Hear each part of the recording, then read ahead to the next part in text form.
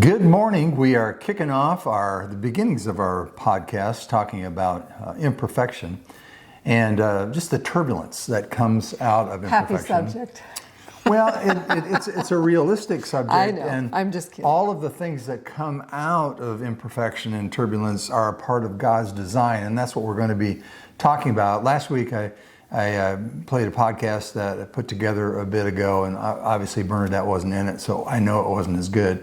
But it gave the big picture on what we're talking about. Now we want to get down into the particulars, and you can find all of this stuff in our book, which you can find on the homepage that talks about the turbulence of imperfection. And these podcasts are kind of a follow-up on that. Mm-hmm. One of the verses that came to mind this morning, I woke up and I said, God, is there anything else that I should be talking about, that I should be adding to? And he said, yes. So the verse was, when troubles of any kind come your way, this is out of James, consider it an opportunity for great joy. For you know that when your faith is tested, your endurance has a chance to grow. So let it grow.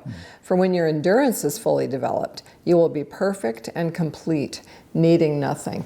And so when I think about turbulence and I think about it being great joy, there's really a great exchange. You get, if we follow through in the way that God wants us to as we face this stuff, we're going to get something really good out of it. And that's a huge principle, because that's the key that turns in the lock with regard to why there is imperfection and turbulence. You know, it's not like God, who lives outside of time, didn't know what was going to happen and that this was going to happen. So he has purposes for it to produce things in humanity that would not happen without the turbulence. But it's just not how I would do it. Well, and this is one of the reason 154 that we are not God. That's right. There's a great song by the band Need to Breathe, and it's called Wasteland, and you can see part of it in this post here. But in this wasteland where I'm living, there's a crack in the door filled with light, and that's kind of what I want to talk about today. Because when you discuss considering it all joy, there's that crack in the door, and it's easy to look at the door as shut or partially open. Or it's all dark. Or it's all dark and it's closed, but the reality is that there's always that crack in the door that's filled with light. And that's what we want to talk about a little bit today, how we are in an environment where light and darkness are in such stark contrast. I mean, look at politics, look at oppression in the world, look at education. You know, look at different cultures, the differences in cultures, and there's such a stark difference between light and darkness, and that's part of the context of the wasteland paradox. So with the questions, why are things the way that they are, we can have several reactions to it. And these are just the ones that I have done in my own life. Well, first of all, why things are the way that they are. We're talking about suffering. Mm-hmm. We are talking about why people don't get along. Mm-hmm. We're talking about why there are shortages, why there's oppression in the world, all those different things. Yep. Jumping ahead like I usually do. No, that's all right. It's cool. These are woven conversations. Well, I find that when there's turbulence in my life, I have several reactions to choose from, and I've done all of these. Sometimes I distance myself from thinking about it. Oh, yeah. Like, to the best of my ability, till it's so in my face. I just want to. Yes. If you pretend it's not there, maybe it will go away. Yeah. Becoming angry or bitter. I've done those, and they don't work. In fact, they're kind of hard on you ultimately, even though they're satisfying at the time. Yes, they give you energy, it feels like anyway. They're actually enervating, but become self-protective emotionally and physically. So yeah. I do everything I can to not face that fear, whether it's fear of health or fear of being hurt again. I'm not ever going to let that happen to me again. Well, that's a way as you're describing it, I'm thinking about it, it's like almost it's building a wall, but it's more like a cocoon. Mm-hmm. You know, you build a place where you can live inside of it, mm-hmm. where you're impervious to this imperfection that or you think, yeah. Well, you think try to be. Yeah. And the other one I find I do it, but I see other people do it too, is we rewrite the story.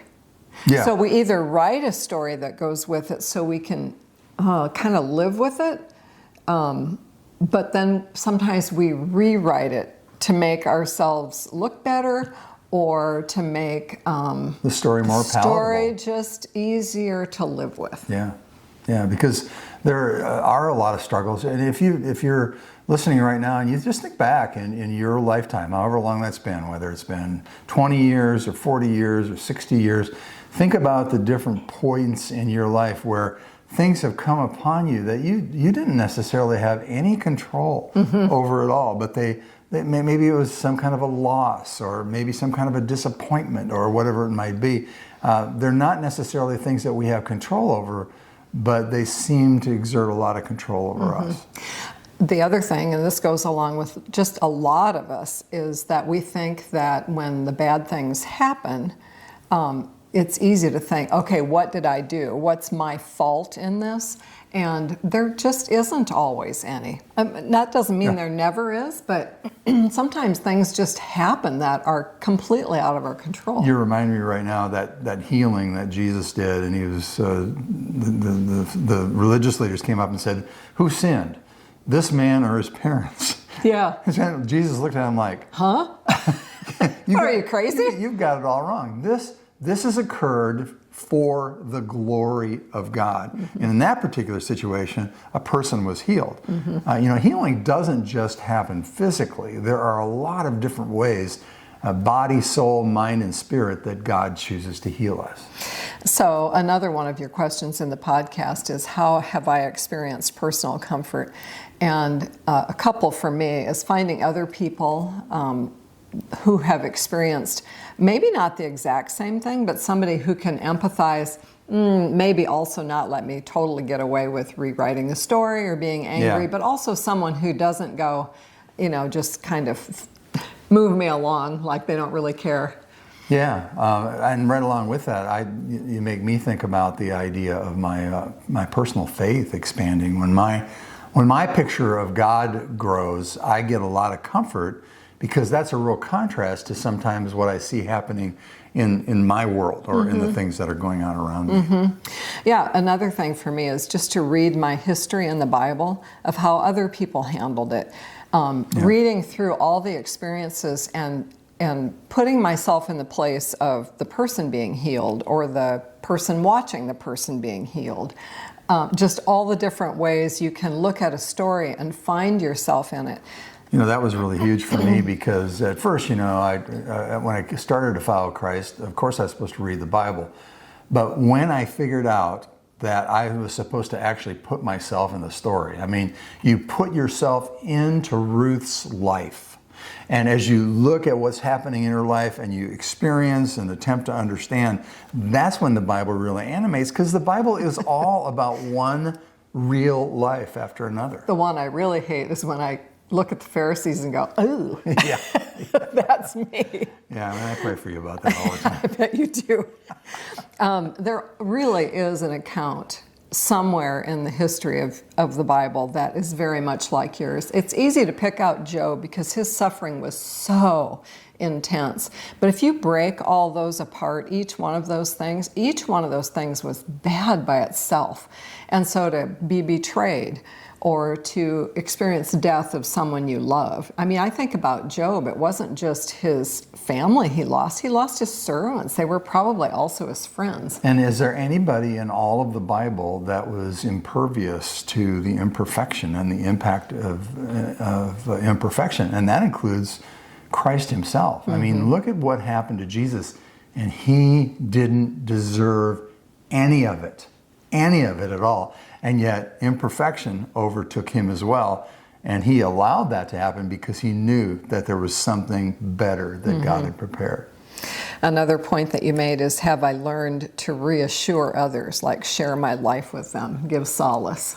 Yeah, Paul talks specifically about that in Corinthians, about when we have experienced comfort, which means that we've experienced turbulence, then we are able to turn around and lift up someone else, encourage another person, because once we understand it, we are much more able to relate and come alongside and be an encouragement to somebody who also needs comfort. Yeah, it's really hard to give that kind of encouragement to someone if I haven't faced my own stuff, then it's really easy to be around somebody and go, yeah, that's a drag. That's not really helpful. That's kind of a flippant response. I've done that. More often than not, life has delivered us some kind of turbulence and even chaos, because chaos is a part of what we're experiencing. Imperfection resides everywhere. The pain and uncertainty surround us in the form of challenges and disappointments, even within our most cherished hopes and dreams. I mean, they're right in the middle of it, right around it. And this unpredictable mix reaches out to cover even the endings of our journey as well. People ask the question, and I ask the question, what exactly does happen when I die? Because pretty inevitable, right? At least from everything I've seen.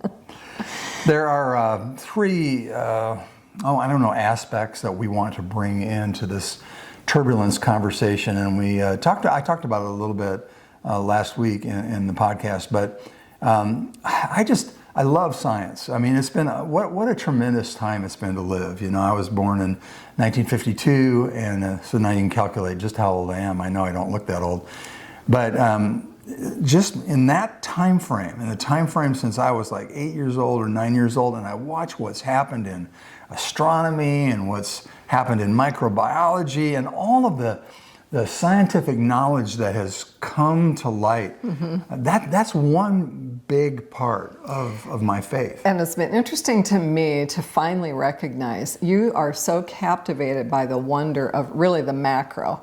And I tend to be more captivated by the micro. And I just realized recently, that's why sometimes I glaze over when you talk about philosophy or whatever, and you glaze over when I talk about things I talk about.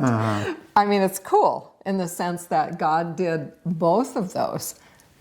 So you have the scientific aspects of what we're experiencing in the environment that we are. Like God being outside of time. That is something to consider. He doesn't live, when we sit and look at a parade, we watch it go by float, sort of like time does. But God is above that. He sees the whole thing at once. And that's not just a parade. It's everything. It's all of history. The parade of humanity.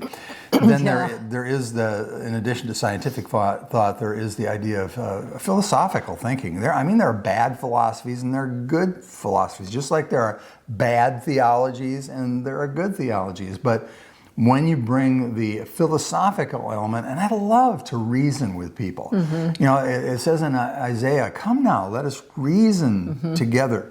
I mean, how beautiful is that? And some of my best friendships right now are with people who really are willing to think philosophically, and they're not one-dimensional in the thing, oh, the Bible says this, so I believe it. I wrestle with the things that are in the Word of God, and I love to be around people who are like that.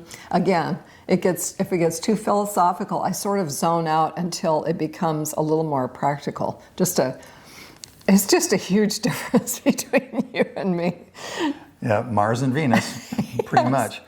And then you add to that scientific aspect of things and the philosophical aspect, and you bring, and I'm going to say faith, because I'm not going to say theological, because that has so many. I mean, it's not like I don't understand theology and all the different areas of theology. I'm pretty well read and well studied on that, but I'm talking about faith. I'm talking about authentic faith, because just because you have a theology does not mean it's authentic. Yeah, to make a clear line for yourself between what's your faith and what becomes religion. That's been good for me to wrestle with that, because believers aren't perfect. So to throw out God because you're looking at believers is really not fair. It's like going to work out somewhere and seeing that everyone's not in shape, and you think, well, I'm never going back there. They're not in shape. I mean, they're all in different levels of being in shape, just like when you're around a bunch of believers, we're all in different places in our understanding. So we're looking for the purpose behind why we are born into a world at war.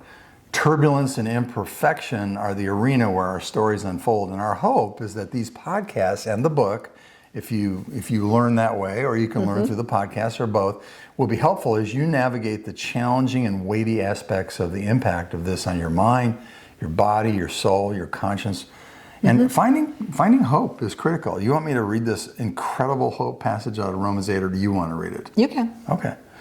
For in hope we have been saved. I don't want to be like a word hog. For in hope we have been saved. Oh, I could say so much. Just how long you've been around this word hog. For in hope we have been saved, but hope that is seen is not hope. For he who hopes for what he already sees, or who does hope for what he already sees. But if we hope for what we do not see, with perseverance, we wait with longing for it. In the same way, the Spirit also helps our weakness. For he knows when we don't know how to pray as we should, the Spirit himself intercedes for us with sighing waits too deep for words. And he who searches hearts knows what the mind of the Spirit is, because he intercedes for his saints according to the will of God.